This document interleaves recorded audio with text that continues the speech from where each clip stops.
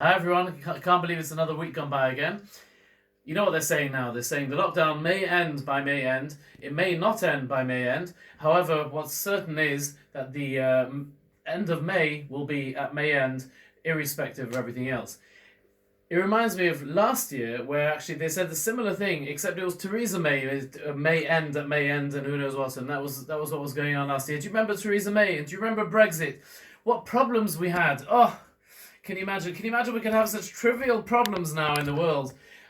But all the same, lockdown has done an incredible job for the world. We talked about the blue skies, the lack of pollution, the celebrities all around the world who are now petitioning people to say, let's not go back to the way we were before. In other words, there's something special that's happening during lockdown, however tough it is and whatever difficult things we're going through now. And some people are going through a very, very rough, tough time. And we sympathize and we feel with them.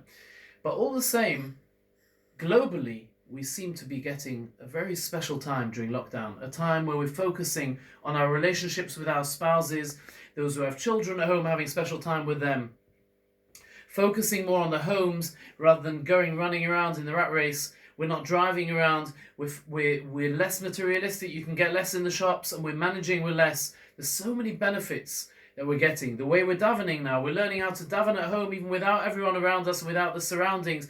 We're bringing the Shekhinah, the divine presence, into our homes instead of having a divide between the shuls, the holy place, and homes just where we have meals and stuff like that. We're making our homes holy. That links in with Lag BaOmer. Lag BaOmer is coming up this Tuesday, Monday night, Tuesday. It's a very special day when it's the yahrzeit of the saintly mystic 2,000 years ago or so, Reb Shimon Bar Yochai. Reb Shimon Bar Yochai was in the times of the Roman Empire when they ruled over Israel. He had to run away from them. He was from their persecution because he was teaching Torah, and they found out about it, and they found out that he wasn't pleased with them, with what they were doing. He had to run away, together with his son Rabbi Lazar. They had to run away to a cave in the mountains. And they were there for years, until they were finally able to escape and they knew it was safe. And there's a beautiful song, a very, very evocative song for those who know it, which is connected intimately with Lag BaOmer, which people sing around the fires, and in Miran, where 100,000 people at least go up there on pilgrimage every year. To this year, they can't, of course, there's only about 30, 40 people going. One of the lines of this beautiful poem is, Bar Yochai, Moshav Toiv Yashavta, in the great dwelling that you settled on the day that you ran away, Yom HaShabarachta, when you had to run away from the Romans, Bim Oras Tzurim She'almadata, that you stood, that you stayed in this rocky cave with no food and no water. Hashem made a little tree grow outside with carobs and some water, and that was all they subsisted on for all those years. And they spent it just studying and exploring deeper and deeper until they found out many of the mysteries of the Torah, which he revealed on that last day of his life on Lag BaOmer. Sham Kanisa, it finishes off. There you acquired Hoitcha v'Hadarecha, your wonderful glow and your glory. You acquired in that cave. And when he came out the cave, he was very sore. He was malnourished. And his friends and his family, they said, "Oh, it's so terrible to see you like this." He said, "No." He said, "You're completely missing the point.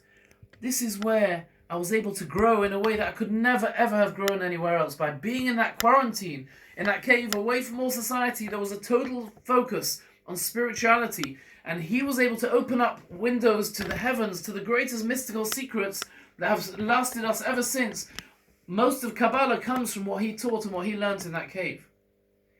So therefore we say, Moshav Toiv Yoshavta. It was a great time. It was the most special time in his life. That when you were hiding away, when you had to run away, and it seemed so tragic, and yet being in quarantine was the best thing that he could have ever experienced, and otherwise he would never have become what he did become. But there's one thing that we need to be aware of. Tonight is actually Pesach Sheni. Tonight, tomorrow, Friday, is Pesach Sheni. Pesach Sheni represents the second chance opportunity for those who missed on the first time round Pesach.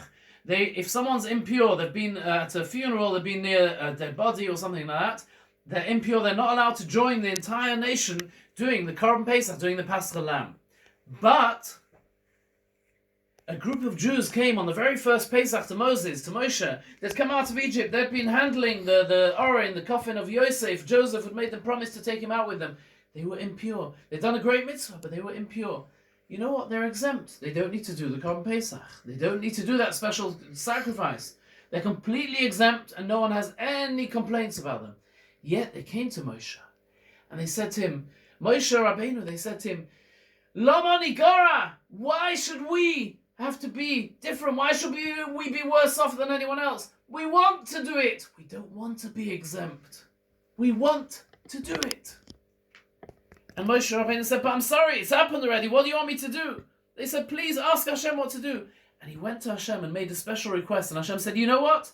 There's going to be a second chance. 15th of Nisan, 15th of Iyar, exactly a month later, we can recreate that, and I'm going to give a second chance opportunity for those who are desperate for it. We'll create a brand new opportunity. I only planned to make one Pesach. But because the Jews were so desperate, they said, we don't want to be exempt. We want to actually have it. We want to have that closeness with you, Hashem. We want to have that special service to you. I'm going to make you a second Pesach. And that's what's represented by tonight, tomorrow. We are exempt at the moment, sadly, from going to shul, from coming together as a community, from being able to be inspired together by davening together. The power of davening together as a minyan, one can't compare what it is davening in our house. Of course, now Hashem says you're exempt, and it's a wonderful thing that you're davening at home, and I consider it as if you're in shul. But you know what? We have to remember one thing. We're not in shul. We don't have the best. And perhaps we even ought to think one stage more. We don't have shul. We should be davening and say to Hashem, as often as we can remember, please Hashem, help us get back to shul. We want to be together. We want to have a minyan. We want Kaddish and Kedusha. We want to have that great merit of making you holy in public, as a group, as a nation, in a minyan, in the best possible way. We don't want to be exempt. We want to go to shul. Tell Hashem that, and He'll make us that opportunity. He'll bring us out of this situation, and He'll enable us to open up the shuls again. It's the saddest thing in the world when we go past the shuls and the doors are closed, the windows are all dark. We've never seen that in our lifetimes. We don't want that. We don't want to be exempt. We don't want to be happy with mediocre service of Hashem at home, even if we're exempt. And let's go one stage better. Let's say, Hashem, we don't just want a shul. Give us our Beis HaMikdash. Bring us back to Yerushalayim. Let's do things properly. We're out the shuls now. You know what? We don't even want to suffice with the shul anymore. We want the real deal. We want to get back to Yerushalayim. Let's tell Hashem that. And if we cry out to Hashem, we say, Hashem, this is no good. We can't manage like this. Look what a tragedy comes about through human beings and through such small things, through a tiny virus. Look how it destroys the world. The world can't continue like this. This economic situation is unsustainable. Hashem, just take us out of this mess, please. Bring us to Yerushalayim. Let's have the Beis HaMikdash. Amen. May we all be healed, and may we truly be L'shana haba b'Yerushalayim, back in the Yerushalayim, in the place where we need to be. Thank you. Good Shabbos.